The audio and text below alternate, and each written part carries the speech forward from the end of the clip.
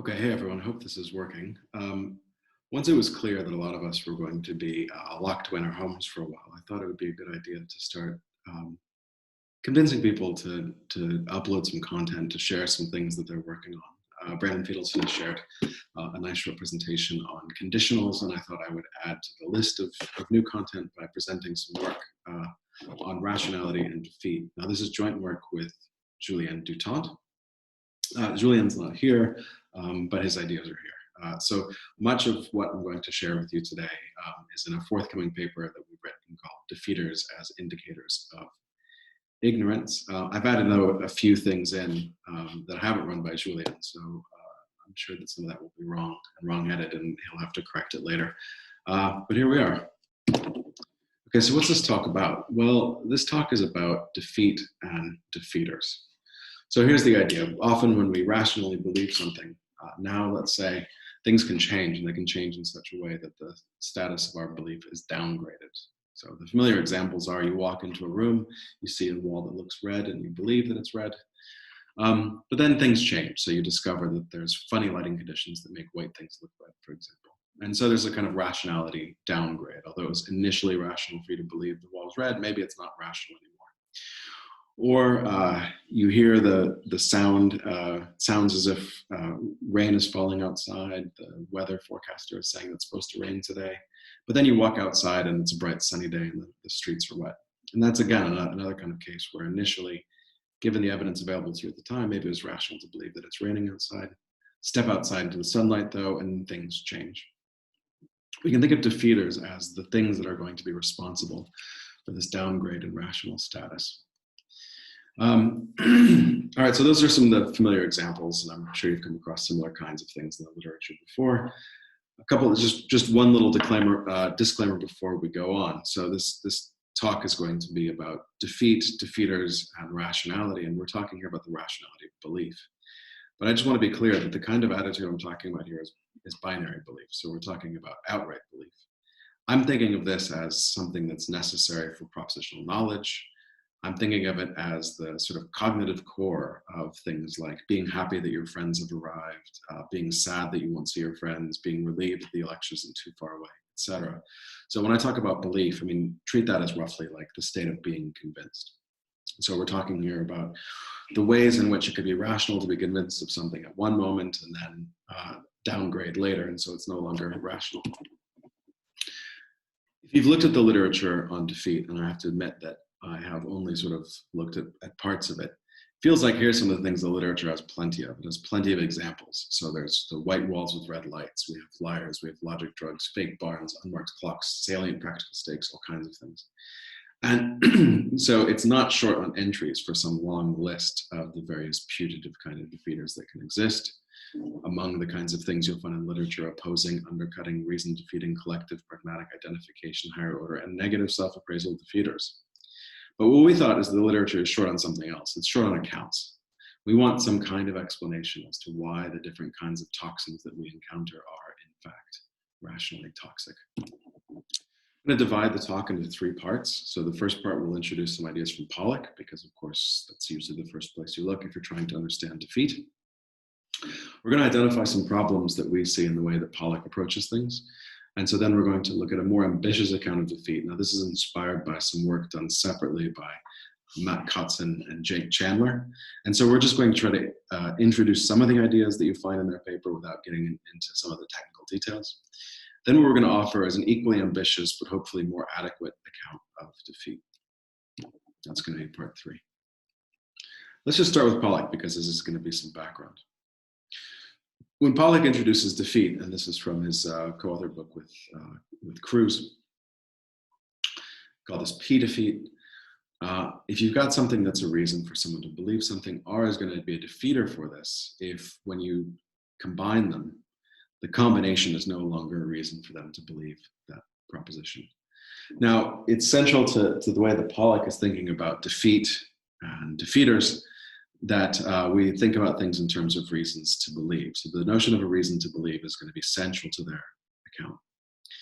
Why? Well, 2 reasons. One, when the defeater defeats, we need some kind of substrate on which the defeater is going to act. And so for Pollock, that's going to be supporting reasons.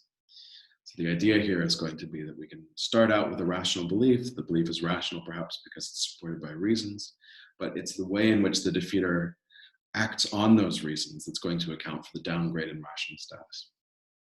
Also, defeaters themselves are identified with reasons. So for example, if something is a reason to believe Q, R is going to be an opposing defeater if and only if it's a reason to believe its negation.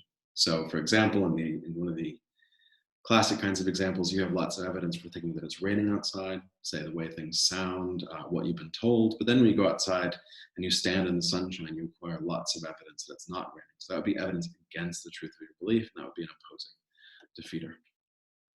Okay. How does Pollock understand, though, the notion of a reason to believe, and how does this relate to rationality? Remember, our concern here is thinking about the way in which a belief can be downgraded. It could start out as a rational belief and then shift into the column of things that are no longer rational to believe. And so far, all we have is some story about how reasons are related to defeaters, but no story about how reasons relate to rationality. So let's add in some assumptions just to sort of get Pollock's view off the ground. Let's assume that rationality, at least when it comes to belief, always requires the support of undefeated reasons. And let's also suppose it requires nothing further. This would give us a bridge between Pollock's work on reasons and defeaters, and then the questions that concern us about rationality. Now, when it comes to reasons, Pollock says that a reason to believe is defeasibly sufficient. So the way he's thinking about reasons, for example, in P defeat, it's supposed to be a defeasibly sufficient reason, something that would be sufficient, I take it, for rational belief in the absence of defeaters. So when it comes to opposing defeat, he says that R is an opposing defeater when that's a reason for you to believe not Q. The idea here would be that if we were to bracket the reasons that counted in favor of believing Q, these opposing defeaters would count in favor of believing the negation, and in the absence of defeaters, they themselves would be sufficient. So I think there's some problems with this account, and Matt Coatzon identifies some of these. So here's one problem with this account. We don't think that defeasibly sufficient reasons are a really useful tool for our purposes. So one thing is it's hard to see why you would need something like a defeasibly sufficient reason to account for partial defeat. So think about the way in which you might acquire really strong evidence for something and then just a little bit of counter evidence. Now that little bit of counter evidence might have some low degree of rational toxicity. And it doesn't seem like to account for the low degree of rational toxicity, you need something as potent as a defeasibly sufficient reason. You just need some weak reasons against. Okay, so if we want to account for partial defeat, it seems like we need something else in our toolkit besides the defeasibly sufficient reasons. Okay, but what about full defeat? What about the case where you go from a situation which is rational to believe something to a situation in which it's no longer rational to believe something? Well, in that situation, we don't think we need defeasibly sufficient reasons either. So again, you can have a situation in which you have pretty strong evidence for something, but even acquiring a little bit of counter evidence might be enough to drag it below some threshold. So if you think that to have a rational full belief, you have to have a degree of support that crosses threshold, only a small degree of counter evidence could bring a belief below threshold, depending upon where it was sitting. Okay, so that's one complaint. We need some way to account for partial defeat, but it also seems like we don't need defeasibly sufficient reasons to account for full defeat. Another complaint. Once we try to account for partial and full defeat, we need some stories about how defeaters, whether they're partial or full, help to determine whether someone can rationally believe something. Now, if we had some independent standard that told us what rational beliefs are supposed to be like, then we might be able to say something useful here about why sometimes a partial defeater is enough to make something irrational to believe and why it's not. But without such a standard, it's hard to see how we could shed much light on how defeaters might be responsible for downgrade in status. Okay, so what we want is an account that does a number of things. So the obvious thing we want from an account of defeat is one that's extensionally adequate. So we have all the list of putative defeaters. I've set those out. And what we want is a story that tells us which of the things are genuinely rationally toxic. So is our list of putative defeaters too long? Are there entries on it where there are things that are claimed to have defeating power that don't have defeating power? Are there things that aren't yet on the list that should be? Okay, so we want a theory that's extensionally adequate. It's hard to say that the Pollock-Cruz approach isn't extensionally adequate because part of their method is to think about new ways in which something might be rationally toxic and then just kind of catalog it. So if you're doing the kind of find a new rational toxin and catalog it kind of thing, you're going to come up with a few, I take it, that's going to be extensionally adequate. But what it wouldn't be is monistic. It wouldn't provide some common explanation as to why the different forms of rational toxins are in fact toxic. So what is it that overriding defeaters, undermining defeaters, and higher order defeaters share in common that explains how they defeat? And it doesn't look like on the Pollock approach, we're going to get that kind of unifying explanation. Finally, what we want from an account is we want something that's normatively adequate. So Spohn complains that Pollock's approach is normatively deficient because it contains no, and also seems to exclude all, independent specifications of a normative standard that a belief is supposed to meet to be ideally warranted. Okay. But we think we can, as it were, improve upon the approach that we find in Pollock by making 3 moves. And this is going to move us closer towards the accounts that we find in the work of, say, Matt Conson and Jake Chandler. First, if we want to give an account of partial and full defeat, we need to just get rid of this idea of defeasibly sufficient reasons and replace them with something that's better suited for this job. And one natural idea is to think about reasons in terms of confirmation. So we might say that something is a reason to believe something to the extent that it confirms it, so it raises its probability. Okay. So it's easy then to see how something could be a partial defeater, right? Because it might, for example, be a partial defeater just in virtue of the fact that it lowers the probability. But again, it's being partial means it only have to lower it a tick. So it could lower it a tick without making it the case that it's irrational to believe, or it could be the case that by lowering a tick, it does become irrational to believe. Second, we need some way to relate the contribution of these reasons for and against believing into something that tells us what the overall rational status of that belief would be. And we think a natural candidate would be threshold. So threshold tells us that it's rational to believe something if and only if the probability is sufficiently high. Now, the kind of probability we're going to be talking about here should be thought of in terms of the agent's rational degrees of belief. So threshold looks like the kind of thing that, say, a lock-in would defend. It's rational to have a full belief when it's rational for you to have a sufficiently high degree of confidence in the target proposition. Okay, so we need a way of bringing defeaters into the picture. And we don't think that that's hard because the rough idea is that defeaters undo the work that reasons for belief do. They're rationally toxic because they're bad from the point of view of rationality. So the way we're thinking of things in this framework is that they're bad from the point of view of confirmation. And so we could say that defeaters are deconfirmers. Okay, so how well does the deconfirmation do on these criteria? Well, it looks like the view is monistic, so we're going to say that all defeaters on this view are going to be deconfirmers. It looks like it would be normatively adequate. It addresses Spohn's concern because it contains an independent specification of a normative standard that a belief should meet to be ideally warranted, and that's threshold. So we know what it is that all rational beliefs have in common. According to threshold, they're above threshold. We know it is then that what it takes for something to be rationally toxic is to bring the degree of support for those beliefs below threshold. So really the only remaining question is it extensionally adequate? That remains to be seen.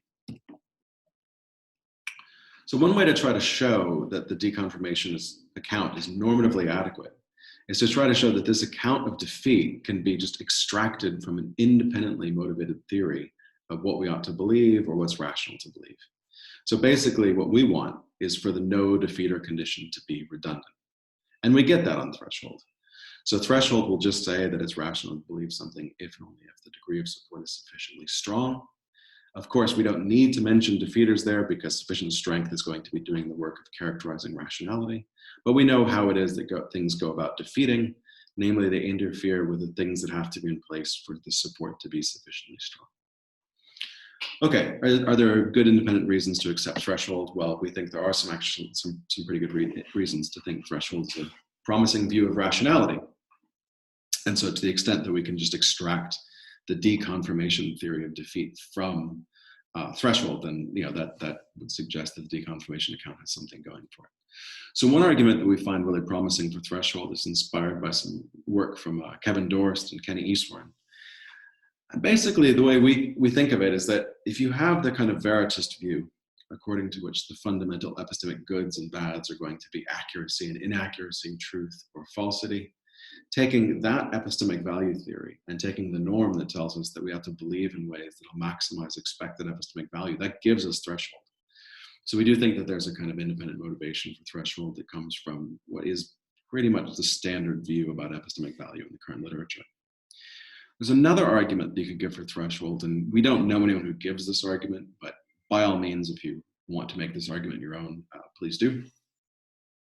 So a lot of philosophers like Daniel Whiting and Rafe Wedgwood think that beliefs are governed by norms, general norms, perhaps truth norms that enjoin us to believe truths and tell us not to believe falsehoods.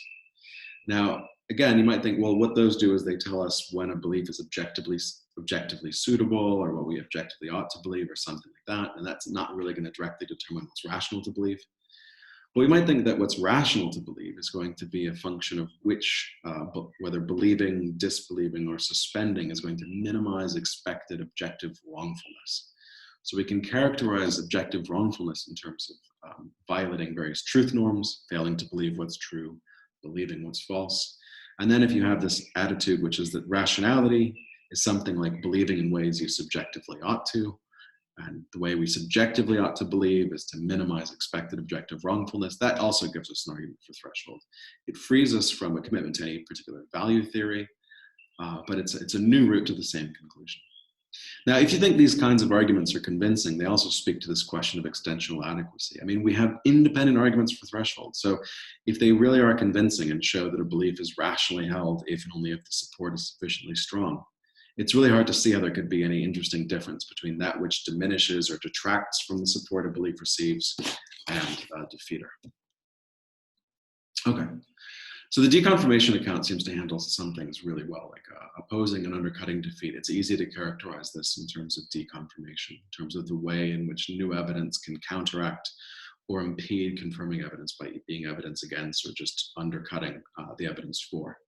And so Coateson and Chandler have nice characterizations in the framework, the deconfirmation framework, for thinking about opposing and undercutting defeat. And in the paper that Julian and I have written, we've extended this to cover so-called reason-defeating defeaters. We also think the account has some really helpful things to say about collective defeaters, and then these things that we call negative self-appraisal defeaters. So let's work through these a little more carefully. So one way to think about collective defeat is to think about a standard type of preface case. Now, maybe our preface case isn't exactly standard, but it's, I don't know, it should be standard enough. Suppose you go to an eye doctor and you're supposed to look into one of those devices where they flash slides of numbers, letters, etc. And as you go, you judge, this is an E, this is a 3, that's a 2, that's an F, etc. Now, the exercise could be a bit tedious because it might go on for a long time. It might be that the letters and numbers aren't particularly small or blurry, and maybe you're the kind of person who can commit to memory what your answers are in order. Your doctor tells you that you did really well in the exam and won't need glasses. You press the doctor, though, to know how well you did. Exceptionally well, she says. You made only one mistake. So the way we're kind of thinking of it is that when you were shown each slide, you believed various things about which slides you were being shown. You committed those beliefs to memory, and now at this stage of the story, you believe that one of those beliefs is mistaken. Okay. Notice that the grounds for believing you made a mistake are going to be testimonial, not statistical. So maybe that's what distinguishes our preface case from some of the more familiar ones. We think that under these conditions, it would be dogmatic to dismiss the doctor's testimony. Okay, so make your doctor a good one. Now, intuition check. Often when people present the preface case, they ask questions about rationality, but let's set those aside for a second and just think about questions about knowledge. How much could you have known prior to being told that a mistake was made? Optimistically, I think that you could know in each of the cases where you got it right. After all, I mean, these are paradigmatic cases of knowledge. Intuition check. How much could you have known after being told that a mistake was made? Well, again, we think that it would be dogmatic not to believe the doctor. So we think optimistically, you might come to know what the doctor tells you, i.e. that a mistake was made.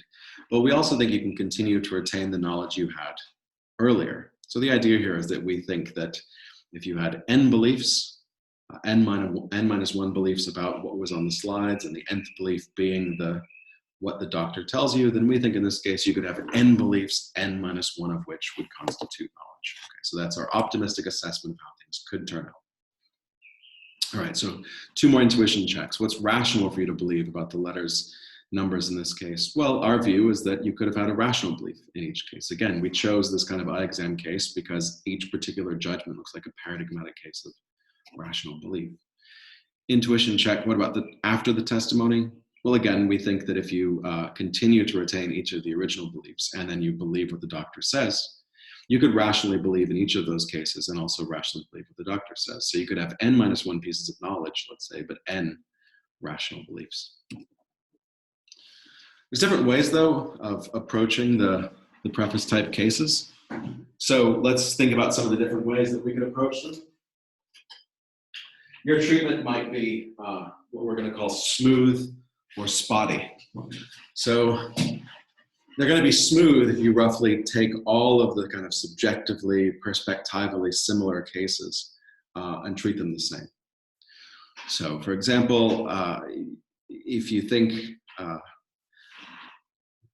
for example, that it's rational to believe that things are as they seem to be in the absence of defeaters, well, that would be a reason to think that perhaps that in each case you have rational belief.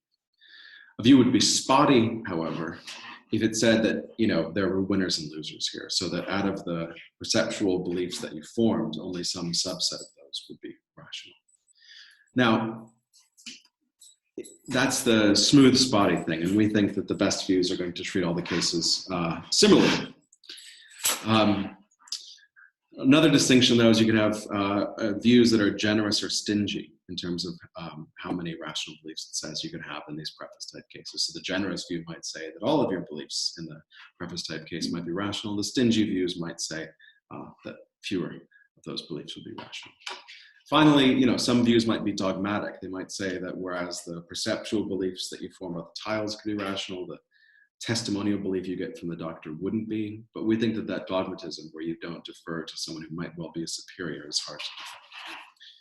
So here's the way we sort of think of responses to the preface. We think that views that are spotty, those are somehow too externalist. If they start saying things like, well, the belief that was false, that's not rational, or secret features of the evidential support relation that you don't know about, those determine what makes something rational or not. And so because of differences in the secret features, you know, maybe the first half of your perceptual judgments are rational and the second half aren't. That seems too externalist for us.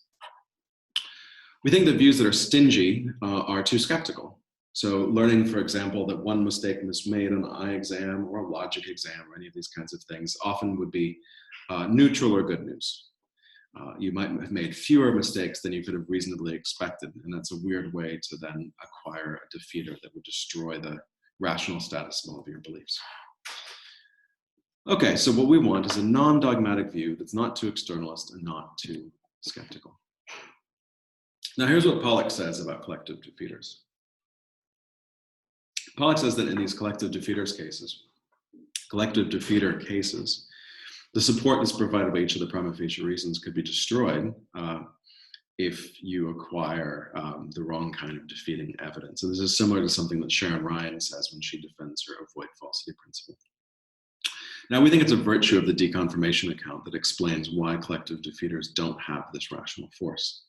So the idea here is that when you enter into the eye exam setting, for each of the judgments you make, insofar as things seem clear, sharp, precise, etc., you can have a high degree of confidence that you're getting the classification right when you judge that that's a 3 or a 2 or an F or an E or whatever.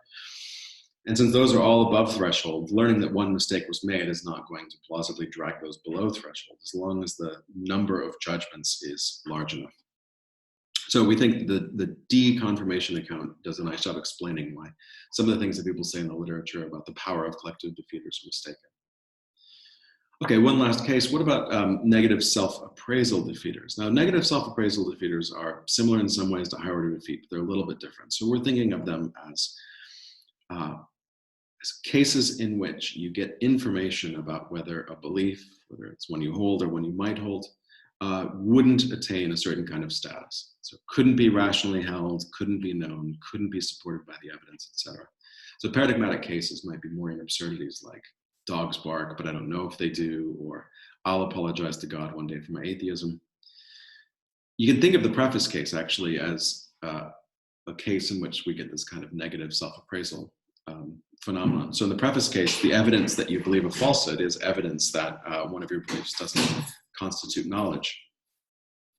That could be bad news, but might be good news, and it seems like scale is going to matter here. Now, so it might be irrational to believe things like, well, this train will arrive late, but nobody knows if it will.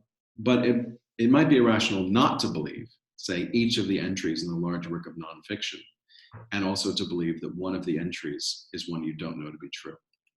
So because of threshold, it's easy to see how we can account for scale effects. So when the set of beliefs being negatively appraised is quite small, it might be harder to see how the evidence can simultaneously give strong support for each of the beliefs, but also strong support for the negative appraisal. But when the set's large, it's harder to see how it couldn't provide sufficiently strong support for the negative self-appraisal when it provides strong support for each of the individual beliefs. Okay, so to that extent, we think this is good news, but it's not all good news on this front. So there are some problems with the deconfirmation account. I'll just briefly mention some of those. So for all its promise, we think that it doesn't handle every case well. And so here's just quickly 3 potential problem cases. So one has to do with lotteries and naked statistical evidence. So we agree with people who say that you cannot rationally believe outright that a ticket will lose, or that you can't believe that some defendant is guilty when your evidence is purely statistical. So think about the infamous prison yard example. 100 prisoners in a yard, 99 of them assault a guard, 1 of them was minding their own business. And all we know about the defendant is that the defendant was in the yard at the time of the assault. Now, the probability, I take it, that they were involved in the assault was quite high, but we don't think that under those conditions you could rationally believe or blame the defendant for assaulting the guard. Okay, now, the reason that this matters to the defeat stuff is that if you start to think that naked statistical evidence can't be a basis for rational full belief, learning, for example, that the rational basis for your belief consists of naked statistical evidence might function as a defeater. Why is that a problem for the deconfirmation account? Because learning that your evidence is naked statistical evidence might actually rationalize an increase in confidence, but it might nevertheless be rationally toxic. So it might be confirming evidence, but a defeater, and so that would be a problem for the deconfirmation account. We also think the deconfirmation account struggles with various kinds of higher order defeat. So you might think that various kinds of higher order defeat having to do with hypoxia and logic drugs and things like that, it might be hard to account for the rational force of these things in terms of their impact on degree of confirmation. Finally, negative self-appraisal. So when the negative self-appraisals target specific beliefs, deconfirmation seems to deliver the wrong verdicts in some cases. So for example, just going back to the lottery, a lot of people think that in the lottery case, we know that we can't know that a ticket will lose. Now, take the proposition, this ticket will lose, but I don't know that it will. I take it that that thing should cross thresholds. So upon pain of skepticism, you should have a high degree of confidence in that proposition. But nevertheless, it's irrational. So if we think that learning that some judgment couldn't constitute knowledge is a way of acquiring a kind of defeater, it's hard to see how the deconfirmation account is going to account for the rational toxicity of learning this thing about your beliefs. Okay, so that ends part 2. Let's get to part 3. So we think there's lots of puzzling data that we need to sort out if we're going to come up with a theory of rational belief and if we're going to come up with a theory of defeat. So a theory of rational belief should shed light on puzzles like this. Remember what Harman says about the difference between lotteries and like testimony or observation. So in the testimony case, he says a person comes to know something when they're told about it by an eyewitness, read about it in the newspaper, etc. But in the lottery case, a person fails to come to know that he'll lose the lottery, even though he reasons as follow. There are n tickets, where n is some large number. The probability of losing is n minus 1 over n. That probability is close to 1, so I'll lose. A person can know in the testimony case and not in the lottery case, but he says this contrast is paradoxical. We think a similar point holds for rational belief. We think we can have rational beliefs in one case, the testimony case, but not in the other, the lottery case, even though the probabilities would suggest that rationality should attach to the lottery propositions if they attach to the testimony propositions according to the threshold view. Now, it's because of these kinds of puzzles that Martin Smith and Laura Buchak have suggested that rational full belief shouldn't be understood in terms of risk minimization. Smith rejects threshold in part because he thinks that it might be rational to believe P, not rational to believe Q, even though a rational thinker will assign a higher degree of confidence to P than Q. And on his positive alternative, Rational beliefs are supposed to be rational because they receive what he calls normic support. So let's say your evidence provides normic support for those propositions that are going to be true in the most normal worlds compatible with your evidence.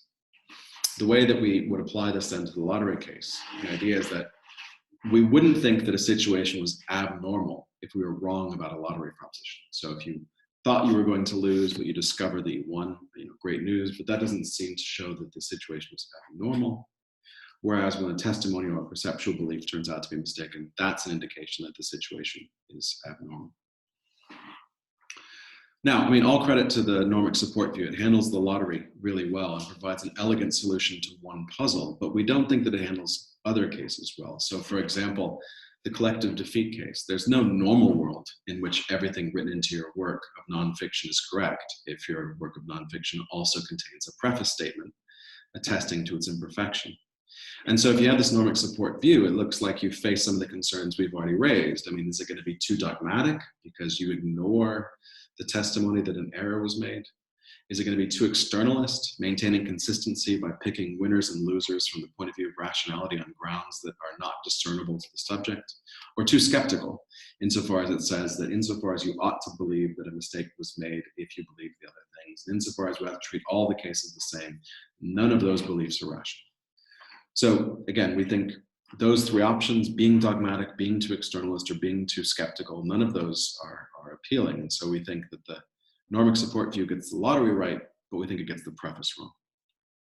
And it's also not clear what it's going to say about negative self-appraisal. So can you have normic support for believing more in absurdities, things of the form, dogs bark, and I don't know if they bark? That's unclear. It's hard to know how on the normic support view we treat these kinds of more absurdities. But one thing that is clear is if you start to say things like, well, there can never be normic support for these kinds of bad conjunctions, it seems like you're not going to get normic support for larger lists of things. So like listing everything in your book and then saying that one of those things is not known. It seems like if you can't have normic support for the small conjunctions, you're not going to have normic support for these long lists. Well, as we said earlier, it seems like scale matters. It seems like if the set of beliefs gets large enough and your confidence that one of those is not known increases, at some point, if someone tells you that one of those beliefs is not known to be true, you ought to believe that, but that doesn't seem to be a decisive reason to suspend judgment on those beliefs. Scale seems to matter, and it's hard to see how on the normic support view, scale could. Okay, so here's what we want. We want an account that can explain the difference between the lottery case and the testimony case. So views like normic support do that really well, and views like threshold don't even try. We also, though, want a view that explains the difference between the lottery and the preface, and neither the normic support view nor the threshold view does that well at all. We also want a view that explains why scale can matter in preface type cases and in negative self-appraisal cases. Okay, so threshold does this really well, but normic support doesn't seem to. So the situation is that some puzzles suggest that Smith is right, that believing rationally is not a matter of minimizing the risks that matter to threshold. But some puzzles suggest that threshold is right, that believing rationally is a matter of minimizing some kinds of risk. So this is puzzling data. Puzzling data, but it looks like there's an important clue that Richard Foley gave us a while ago. So in his discussion of the Lockean view of rational belief, there's this funny little passage where he says this: there are important differences between the lottery and the preface. An especially noteworthy one is that in the preface, you can have knowledge of the propositions that make up your book, whereas in the lottery, you don't know of any ticket that it's going to lose. But then he says this difference is to be explained by prerequisites of knowledge, not of rational belief. And I find that just quite puzzling. So one of the puzzles that concerns us is how it is that there's this difference between the lottery and the preface, as it were, not just for knowledge, but also for rationality. Now, from the perspective of threshold, and this is something that Foley defends, it doesn't seem like there's a difference between the cases. But that's precisely why we think that lottery cases are a counterexample to threshold and preface cases aren't, because we think that threshold gets one of these cases right and one of these cases wrong.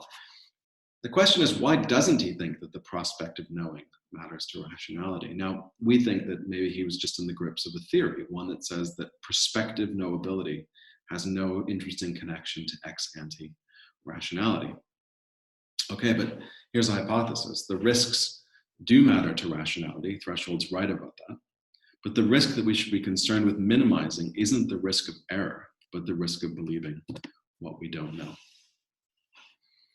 So we're not beholden to this truth-centered outlook that Foley seems to assume. We know from the recent literature that lots of epistemologists now think there are important connections between the conditions under which we can rationally believe and the conditions under which we can know. So think about the work of John McDowell, Tim Williamson, Jonathan Sutton, Jonathan Ichikawa, Alexander Bird, Lisa Marachi. A lot of people are working on this idea that if we want a good theory of rational belief or justified belief, we should think about the links between full belief and knowledge to come up with that. So some defend this kind of radical view that we should identify rationally believing with knowing. But a lot of people, what they say is that's too externalist, so they prefer views on which, possible connections between rational belief and knowledge will shed light on rationality. So possibility here is just a crude way of stating some ideas defended by Jonathan Ichikawa and also Alexander Bird, that to rationally believe something is roughly to either know it or to be similar to someone who does know it in more fortuitous circumstances. So lottery cases, for example, you can't rationally believe lottery propositions because nobody who believes them is ever going to come to know, regardless of whether they're true or false. But you can rationally believe in preface cases, because even if you believe a falsehood in the preface case, there's a version of you in better circumstances who might know that thing. So the idea is that the prospect of coming to know plays an important role in explaining why some beliefs are rational and some beliefs aren't. Now, what we think that these views get right is the change in orientation away from truth-centric views like veritism or the idea that the fundamental norms are truth norms, to a knowledge-centered view, a view that says that they're knowledge norms or that the epistemic goods should be understood in terms of knowledge. So remember earlier I gave you an argument for threshold. We're supposed to maximize expected epistemic value. If we think of epistemic value in terms of accuracy or inaccuracy, that's going to give us threshold. And so given the argument for threshold, it's natural to identify defeaters with deconfirmers. But we're not veritas. So if we want to retain this idea that rational believers are going to maximize expected value, but we change our conception of the fundamental goods from true belief to knowledge and the fundamental bads from false belief to beliefs that aren't knowledge, then what we get is the same norm. You want to maximize expected epistemic value, new value theory. We should care about knowledge, not just truth. And that's going to give us a new theory of rational belief. It's rational for you to believe if and only if it's rational for you to assign a high degree of credence to the proposition that you're in a position to know. Okay, so Julien Dutant and Brendan Fiedelson have a paper defending something like this idea, a kind of knowledge-centered epistemic utility theory. This gives us probable knowledge, and it gives us a new way to think of defeaters, not as things that deconfirm, but things that indicate ignorance. Similarly, remember that I gave another argument for threshold. We can give another argument for probable knowledge, and this doesn't really capture, I think, the way that Julien prefers to think of it, but it captures the way that I think of it. So, drawing on work by people like Christian Olsen and Seth Lazar and Chadley Stronach, you might think that what's rational or what you subjectively ought to do is to minimize a kind of objective wrongfulness. So if the knowledge norms determine whether a belief is objectively wrong or if it's objectively wrong not to believe, again, you get another argument for this view that what's rational to believe depends upon what's probably going to be known. So given a truth-centered approach to epistemic normativity, it might seem like an attractive picture of rationality and defeat would combine threshold and deconfirmation.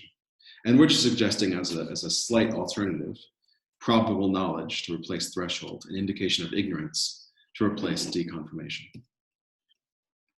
So here's a nice thing about our account. Take the things that it seemed like the deconfirmation account did well. It gave a nice account of certain forms of opposing defeat and certain forms of undermining or undercutting defeat. And a lot of that we can take on board. So since knowing is going to entail truth and not vice versa, we would expect that you would assign a lower probability to knowing than you would assign to being right. And so to the extent that certain kinds of defeaters bring us below what threshold regards as a threshold, we should also decrease our confidence that we know, and we can just take on board a lot of what they said about how defeat works. But in lottery cases, the probability of knowing the target proposition is going to be 0, even though the probability of that proposition comes arbitrarily close to 1. So our account is going to vindicate something that normic support gets right and threshold gets wrong. Whereas in preface cases, the probability of knowing the target proposition can get close to 1, just like the probability of the proposition can get close to 1, even though the set of propositions can't be jointly true in any world. So the account gets something right that normic support gets wrong and something that threshold gets right. So just a couple of things about consistency. We think that in some sense it's worse to believe what we don't know than it is to fail to believe what we can know. And that's going to give us this idea that insofar as you rationally believe something, it has to be more likely than not that that belief constitutes knowledge. That's going to give us that it's never rational at any time for someone to both believe P and believe its negation. Okay, so success. For larger sets of inconsistent beliefs, though, each member of a large set of inconsistent beliefs can be highly probable, and crucially, each could be a likely candidate for knowledge. And so our account takes on board what threshold says about collective defeat cases. What about higher order defeat? Well, this one's, I think, interesting. I mean, when you think about hypoxia cases, logic drugs cases, etc., it seems like it can be hard to account for the rational toxicity of some of these defeaters simply in virtue of compromised evidential support. But if you think that the normal operation of our rational capacities is necessary for knowledge, our account can handle these cases, I think, much more straightforwardly. So we think of the evidence you get in logic drugs type cases or hypoxia cases as evidence that you lack the intact, well-functioning rational capacities necessary for knowledge that will bring the degree of confidence you ought to have that you can know down, and if it brings it below threshold, it's a full defeater. What about negative self-appraisal cases? Well, some of these will be straightforward. So propositions of the form, P and I don't know that P, so for example, dogs bark, but I don't know if they do. That's going to be straightforward. The probability you can know such a thing is going to be 0. So less straightforward, though, are the cases like P and it's not rational to believe it. And we have a way of trying to deal with this. So we think that insofar as it's worse to believe without knowing than to fail to believe what we can know, that's going to give us this. It's only rational to believe if it's more likely than not that P is known. It can't be that it's more likely than not that P is known. If it's also more likely than not that it's known, that it's not more likely than not that it's known. That'll give us one kind of negative self-appraisal case. But the really hard negative self-appraisal cases, and for details you'll want to see the written paper, are the ones in which we don't think about the conjunctions, as it were, but we think about the conjuncts. So why can't there be a single body of evidence that at the same time provides sufficiently strong support for believing P and sufficiently strong support for believing that P is not known, or believing P or believing that P is not rational? And so what we've done is we've shown in the written version of the paper that introducing a constraint on levels here is going to help us deal with these kinds of negative self-appraisal cases. So gradual t-access tells us how the probability that we attach to the probability that we're in a position to know interacts with the probability that we know. And it turns out that gradual t-access is going to block the problematic forms of negative self-appraisal. And interestingly, it's also vindicated in Williamson's models of the unmarked clock. So although we're generally quite skeptical of some of these level connecting principles, one nice thing about gradual t-access is that if you're in that kind of skeptical mindset, perhaps because you are moved by some of the things that Williamson says about the unmarked clock, nevertheless, his models vindicate this constraint. Okay, speaking of Williamson's unmarked clock, one thing we like about this case is that we think that it's possible to know what we don't rationally believe, just like it's possible to rationally believe what we don't know. Now, our view allows for cases in which it's irrational to believe something, even if you know it or are in a position to know it. The way to think of it is that what's expectably best needn't be best, and what's subjectively appropriate needn't be objectively appropriate, and our account predicts this. Now, we see this as a virtue of our view, because one way of understanding the intuitive resistance to Williamson's description of the cases is that it's hard to get our head around this idea that if you believe the strongest thing you know in those cases, that belief is rational. Okay, so that's one thing we think might be an impediment for people to see those cases in the way that Williamson's view does. Well, our view explains, as it were, why it's right to be to have that first reaction, namely that it's not rational to believe the strongest thing that you know. But it would also be a mistake to say that for those reasons, that thing isn't known. The assumptions that we need in our paper about knowledge and rationality are pretty minimal, but I guess it's one thing that is worth flagging because this is controversial. So we say that it's rational to believe something if and only if it's sufficiently probable that it's something you're in a position to know. We don't think of being rational as an aspect or a necessary condition on knowing. Remember, this is a knowledge first proposal, so we're trying to think of things. We're trying to think of knowledge as a kind of relation between, let's say, an animal and a fact that meets certain conditions, and that the presence or absence of that relation or evidence about the presence or absence of that relation can help explain notions like objective or subjective suitability, but it's not going to pack in notions of rationality as a necessary condition. So our view doesn't uphold the idea that knowledge entails rationality. But again, at least one of us thinks that that's a feature, not a bug. So again, another thing is that we are going to assume that if you rationally believe something, it's more likely than not that the thing is going to be knowledge, but we don't think that knowledge implies much of anything about how probable it is that it's present. So our view is compatible with the things that Williamson says about the improbability of knowing. But we think that this is, it's a plausible idea that the evidence that makes something rational also should increase your confidence that you know it. After all, in standard Gettier cases, we think part of what makes the case convincing is that the thinker not only should be highly confident of the truth of the proposition, they should be highly confident that their grounds gave them knowledge. After all, it was surprising that they didn't. Okay, now one way to find what we think of as counterexamples to threshold and so trouble for the deconfirmation account is to think about possible necessary conditions on knowledge, where it seems that indications that these conditions aren't met, so indications that these necessary conditions on knowledge aren't met, don't have much to do with the strength of evidential support. So Mark Schroeder, in some really interesting work where he defends what he calls a Kantian view of knowledge, he makes this observation that objective defeaters, so things that defeat knowledge, compared with subjective defeaters, things that defeat rationality. And he says it's an important and general fact that objective and subjective defeaters always come paired. So for example, the presence of fake barns, known or not, might destroy knowledge. Evidence that you're in fake barn country destroys rationality. As he puts it, the same motivating reasons for belief that could fail to be subjectively sufficient because of a further belief could fail to be objectively sufficient because of a corresponding further fact. So we just don't think that threshold is going to account for this thing that Mark Schroeder calls defeater pairing, this idea that the objective conditions that destroy knowledge are going to be paired off with subjective conditions that destroy rationality. Now, Schroeder's Kantian view of knowledge nicely accounts for this. His Kantian view says that knowing is believing for sufficient objective and subjective reasons. Now, one thing we like about this account, of course, is it accounts for defeater pairing, but we should note that our account will also account for much of the intuitive data that seems to confirm Schroeder's hypothesis about this defeater pairing phenomenon. After all, our view is that defeaters are just evidence that the objective conditions necessary for knowledge don't obtain. One potential difference between his account and ours is that we think that in the unmarked clock case, I mean, I'm not sure that he disagrees with us on this, but I'm just floating this. We think that in the unmarked clock case, it's not rational to believe the strongest thing that we can know. Now, because it's not rational, it wouldn't be, in Schroeder's lingo, at least I think, a case of believing for sufficient subjective reason.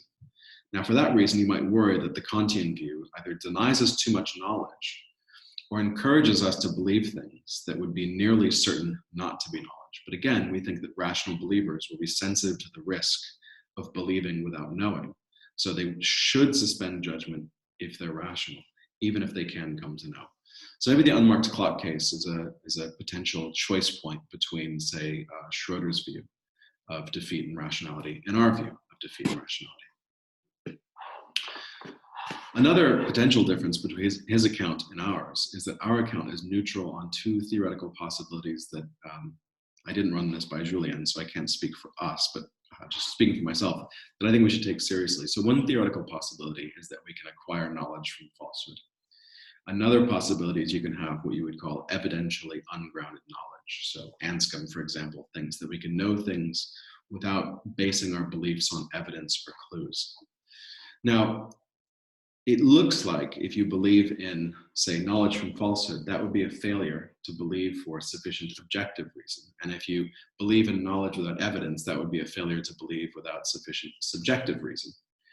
Our account predicts that such beliefs can be rational, provided we can be rationally confident that such beliefs can constitute knowledge. So maybe on our view, there can be more rational belief than Schroeder's view predicts. Maybe that's a strength of our view, or maybe it's a counterexample. So our account does share a lot in common with Schroeder's Kantian account, the way in which it tries to use defeater pairing to come up with some way of thinking about the connections between knowledge and rationality. But for the same kinds of reasons that we worry about parts of Schroeder's account, namely what it says about the unmarked clock case, we also worry that the worries we have about Schroeder's account are going to transfer over to some of the more familiar things that people have said in the literature about the links between knowledge and rationality. If the unmarked clock case is really a case in which you can have knowledge, but it's not rational to believe, then we should prefer our account that it ties a belief's rational status to the risks involved in taking it on, to those accounts that say that rational beliefs either are knowledge or could be knowledge under more favorable circumstances. So we think the risks would be too great for someone to rationally believe the strongest thing that they can know in the unmarked clock case. And so we think this is a virtue of our view over, say, the possibility view introduced earlier or the identity view introduced earlier. So by introducing risk sensitivity into the account, we can build something into our account that's lacking from these alternatives as a way of explaining precisely how scale matters. So why is it that scale matters in negative self-appraisal cases? Again, it seems like something like a threshold is necessary to explain why scale matters, but that would be missing from, say, the identity view and missing from the possibility view. So how well does our indication of ignorance view do on our criteria? Well, it'd be nice if it was a monistic view, and our view is monistic. All defeaters defeat, we say, because they are indicators of ignorance, evidence that you're not in a position to know. It'd be nice if the view is normatively adequate. Well, one way to show that a view is normatively adequate is to take an independent standard of what beliefs have to meet to be rational and extract your theory of defeat from it so that the no defeater condition is redundant. And our view does that in just the same way that, say, the deconfirmation account does. The deconfirmation account says that it's rational to believe if the probability of the truth of the target proposition is sufficiently high. Our view says that it's rational to believe if the probability that believing that proposition would result in knowledge is sufficiently high.